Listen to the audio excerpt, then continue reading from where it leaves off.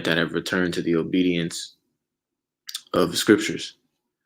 And briefly in this lesson, I want to kind of do a not a commentary, but I kind of want to go in a little bit deeper into something that you know this Kwan Pathak, or the Kahan, the brother Pathak, um, one of the statements that he made, all right, in camp yesterday, going into judgment, all right, going into judgment, and how mainstream Christianity, and even so-called Israelites, even some of these other camps, they fail to realize that the Lord is raising up judges, but what exactly does that mean? You know what I mean? And what does that look like, right now? So I'll go ahead and title the lesson Judgment, Reasoning, all right, and Decision Making. Because, through the Spirit, all those things are really synonymous with one another. And, like the scriptures say, we have been given the mind of Hamashiach, right? We have been given the mind of Hamashiach, and with that comes, these things, so we're constantly, conforming our mind, to his mind. We're purging out, that old man, and the old mindset that comes with it, all right? And we're putting on, the elect, we're putting on that kingdom mindset, but it all starts with, judging, the ability to judge, ourselves, the ability to judge situations, our surroundings. All these things are part of judgment. And these, this is really a skill, it's like a soft skill, Lord will. I want to, through the Spirit, I want to start a series going into, soft skills. I'll call it, soft skills, because judgment is one of those things, decision making, critically thinking, and that's the word that the elder Patak, or the priest Patak, uses, critical thinking. These are really, this all goes into wisdom, which is our blessing. So without further ado, let me go ahead and I'm gonna play the clip from the camp, just as a reference, and then I'm gonna hop into these scriptures. Lord willing, this video is edifying. This, of course, that Esau's going to pay. So first of all, I'm gonna address the point that the Kahan just mentioned a second ago. He said that these people like to say that you can't judge me, only God can judge me, which is a lie, man. Because when you read in 1 Corinthians the 2nd chapter, verse 15, it says that we can judge, but no man can judge us. We can't be judged of no man. Then when you right. And matter of fact, let's go to that real quick, because again, the scriptures are dealing with the elect of the nation of Israel, all right? And according to the scriptures, according to prophecy, the elect of the nation of Israel, all right, is going to be the governing body of the world to come, and therefore, all right, they're going to be judges.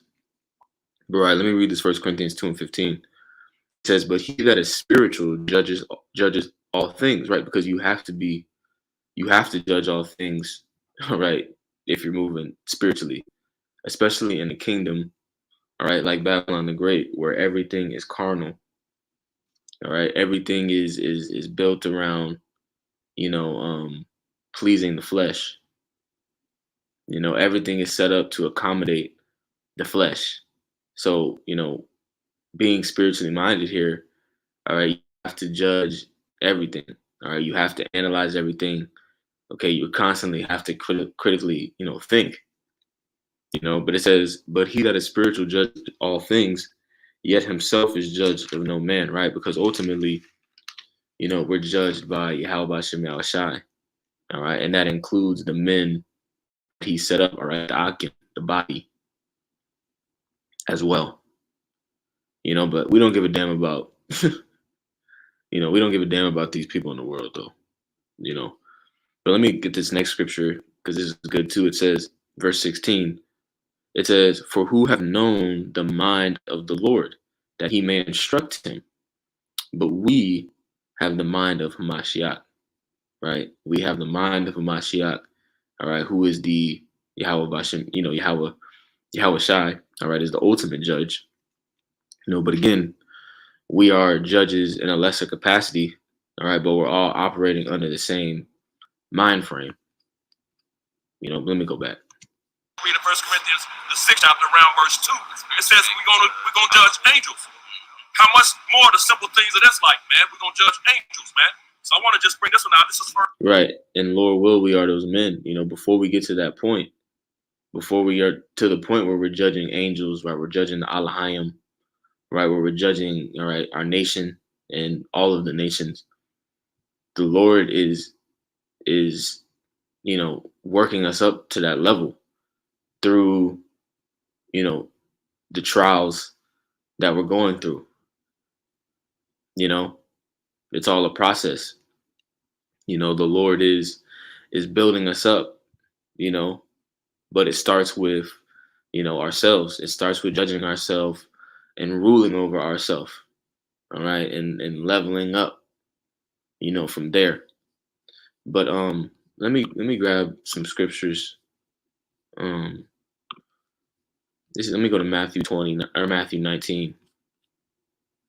This is Matthew the 19th chapter, and I'll start at verse 27. It says, "Then answered Peter and said unto him, Behold, we have forsaken all and followed thee. What shall we have therefore? And Yahushua said unto them, Verily I say unto you, that ye which have followed me in the regeneration," right, going into, all right, reincarnation, all right, through the dispensation of time, all right, those same spirits will come back, and they're back in this time. It says that ye which have followed me in the regeneration, when the Son of Man shall sit in the throne of his glory, ye shall also sit upon the 12 tribes, judging the 12 tribes of Israel. All right, now let's click on that word judging, just for edification. All right, it says krino, judging. It says to separate, to put asunder, to pick out, select, choose, right? Choose. All right. You're making a choice, right? Going into decision making. It says to approve, esteem, to prefer, to be of opinion, deem, think, to be of opinion, right? Which is going into reasoning. All right. To determine, to resolve, to decree, right? So, you know, judging is, you know, a part of rulership, you know, and that's what the scriptures are about. The scriptures are about kingdoms, all right? The scriptures are about kings, all right? Governments, you know, laws, statutes, decrees. That's what the scriptures are about, you know, because those are the things that are necessary when it comes to building a nation, all right? Outside of, you know, the actual people, all right? There has to be, you know, that standard, you know, and the scriptures are a standard. All right. It says properly to distinguish, decide mentally or judiciously, by implication to try, condemn, punish, avenge, conclude. All right. It says to call in question, sentence, to think, right? Think, you know. So judging requires a great amount of thinking at times. All right. At times, you know, because the scriptures also talk about how, you know, powerful wisdom is. So, you know, if the wisdom is really on you, you know, it'll manifest itself quicker, you know, like we read in First Kings, the 3rd chapter with King Solomon. You know, I'm gonna get that, Lord will. Let me go back to this video. First Peter chapter 4 and verse 6, and it reads, for this cause was the gospel preached also to them that are dead, that they might be judged according to men in the flesh, but live according to the Most High in the Spirit. So, because these men that you see that you think can't judge you is living according to the laws and righteousness of the Most High, they can judge you, man.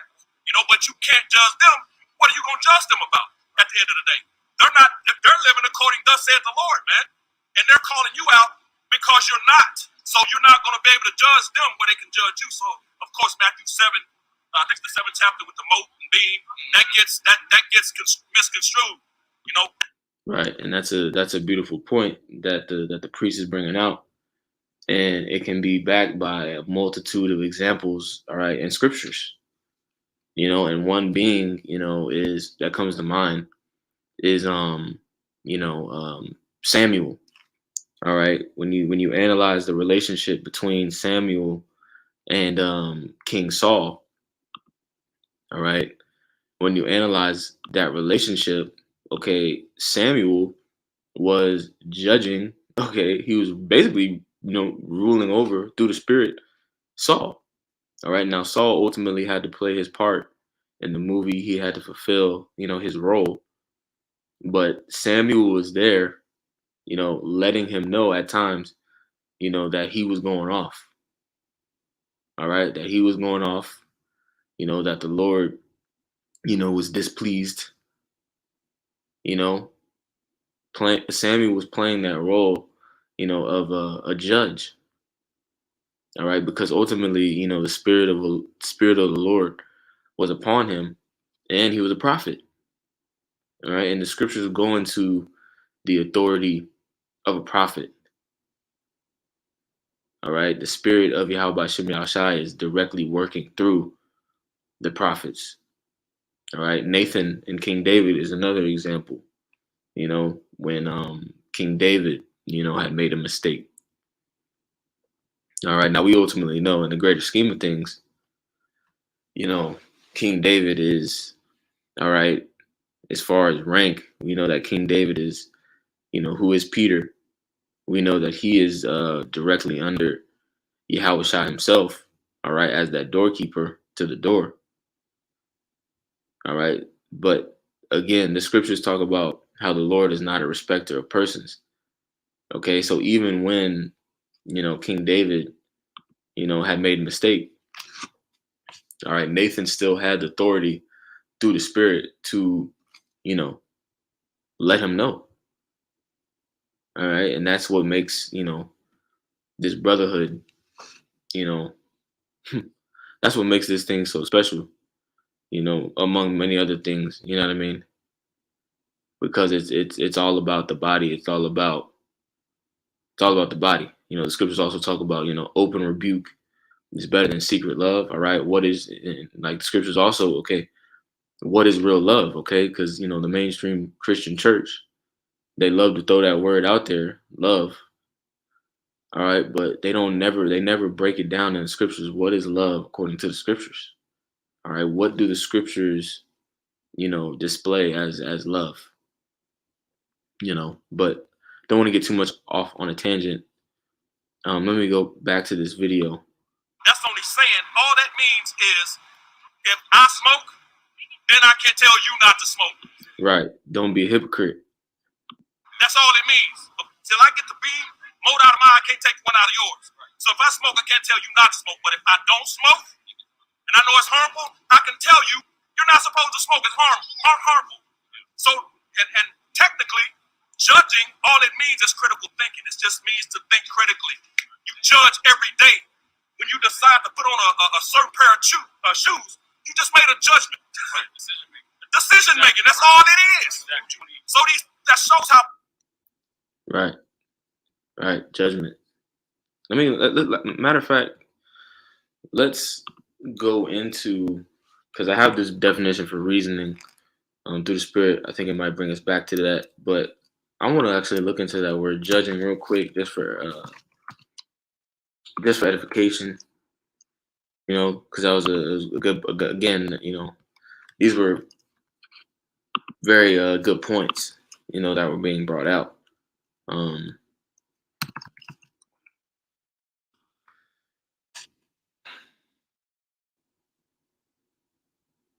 Hmm.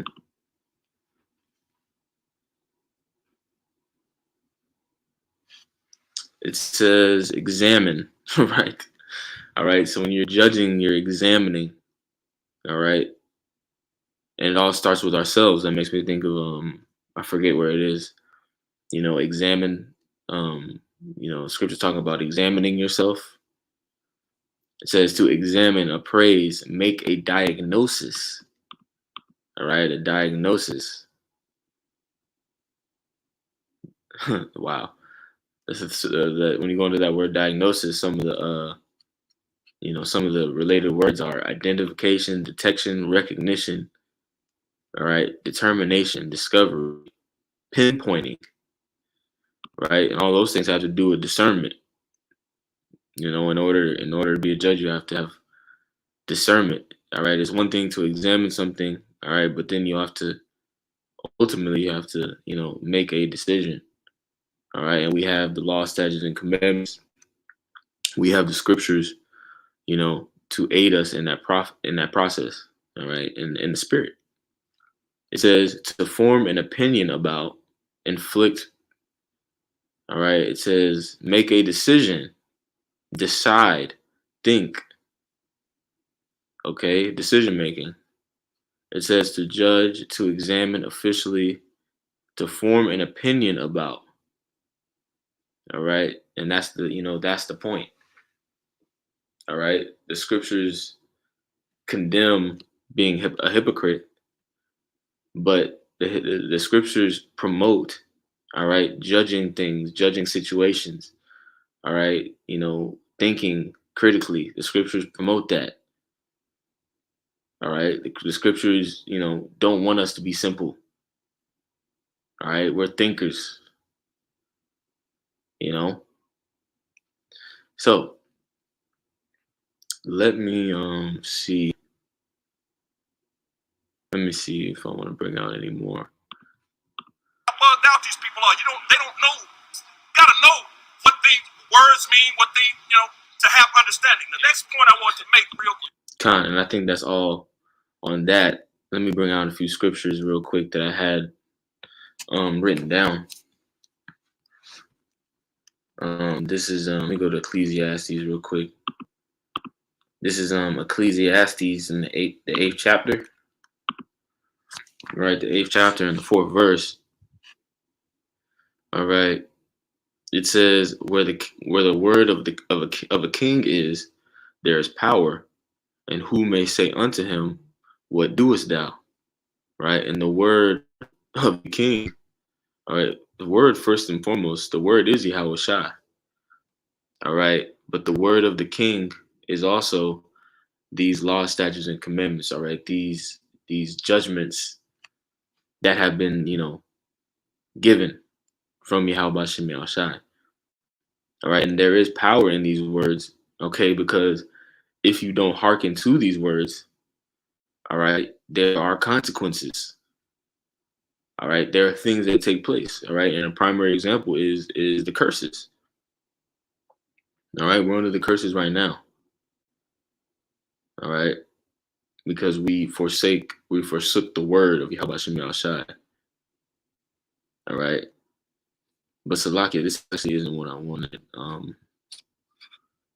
Maybe it's the okay, yeah, this is it. Salakia. This is Ecclesiastes 8:5. It says, whoso keepeth the commandment shall feel no evil thing, and a wise man's heart, which is your mind, and a wise man's heart discerneth both time and judgment. All right. Let me read that one more time. It says, whoso keepeth the commandment shall feel no evil thing, and a wise man's heart discerneth both time and judgment, right? And this is awareness, all right? Situational awareness, all right? And again, situational awareness, this is all synonymous with judgment, okay? Judgment, reasoning, and decision making, which is the point of the lesson. Let me get the definition for reasoning. It says the use of reason, especially to form conclusions, inferences, or judgments. It says evidence or arguments used in thinking or argumentation. It says the use of the faculty of reason. Let me go to another definition.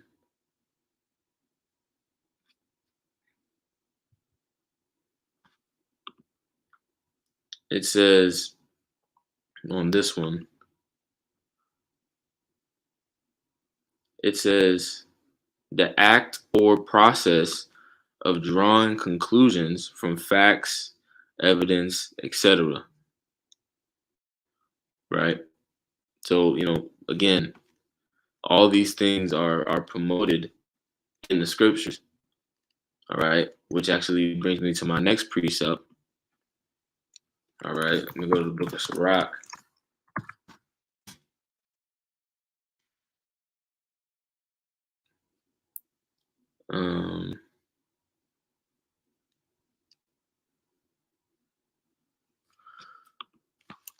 So I can bear with me.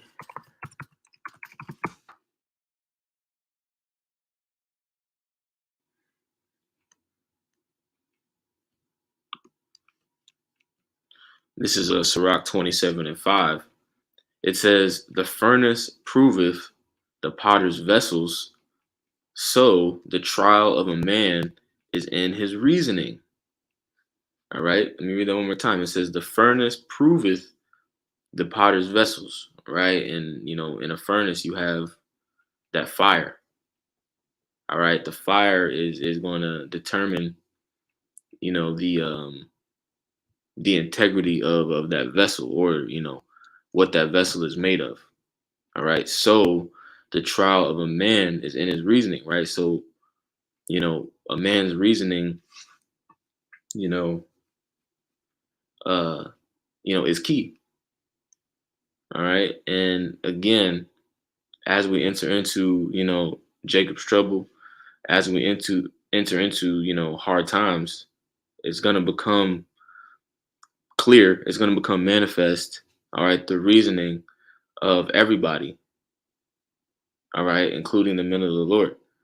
The prophecies are going to expose the reasoning of people. The scriptures talk about that. All right, and the reasoning is going to be made manifest in the decisions that people make. All right, in the way that people move. All right, and the things that they decide to do. Okay, whether they're going to take the MOTB, all right, whether they're going to bow the knee, all right, or whether they're going to stand firm, okay, for Yahweh Shem Shai. But those are pretty much all the scriptures that I wanted to grab on that. Lord willing, this video is fine. With that, I'll say shalom.